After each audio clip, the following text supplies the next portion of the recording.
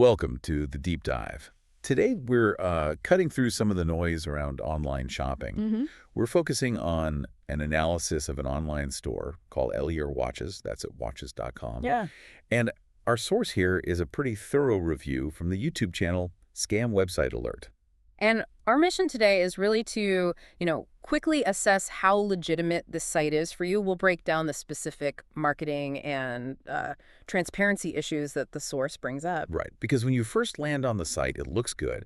It has this image of luxury. Oh, absolutely. The designs are professional. A lot of them have these Christian themes like the Golden Cross watch or the Crown of Thorns. Right. And then you see the prices. They're offering these huge discounts, sometimes over 70% off. It's all designed to make you feel like you found this incredible can't-miss deal. hmm But, the deeper we get into this review, the more questions come up. The very first red flag the source material points to is this relentless sense of urgency. Exactly. It's the classic playbook. You see the ticking countdown timers, the limited time sale banners everywhere. Yeah. And if we look at the bigger picture, these are high-pressure tactics. They're commonly used by what are known as drop shippers. They really Yeah. rely on impulse purchases. Okay, but hold on. If the site looks this professional, and they're claiming they're super popular, why do they need that? I mean, couldn't they just be a new brand trying to get product out the door? That's a fair question, but here's the thing. With drop shipping, they often don't even hold the inventory themselves. Oh, They're just fulfilling orders from a third-party factory somewhere. So that urgency, it's really there to distract you. It's meant to get you to buy before you can stop and actually look into the product itself. And that leads right into the biggest problem the source raises, which is a complete lack of transparency. Yes. What's actually missing from the site? Well, it's not just one thing, like a missing address. It's, Yeah. it's everything that proves authenticity in the watch world. Legitimate brands give you the basics.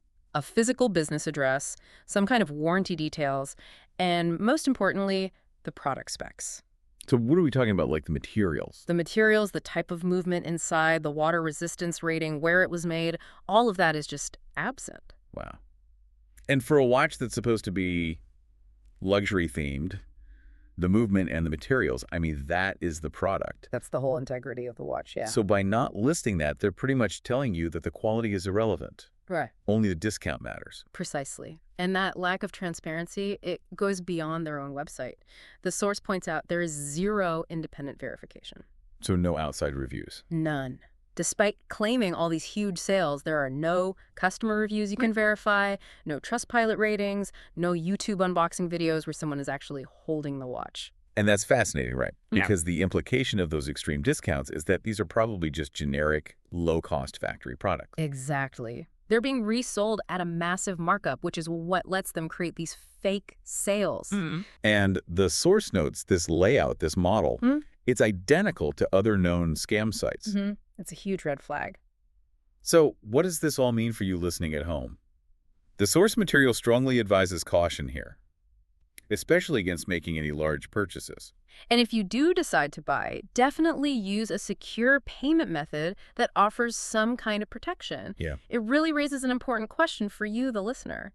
If a deal seems just a bit too good to be true, how much should you trust a site's professional look versus its, refusal to provide even the most basic standard details? Right.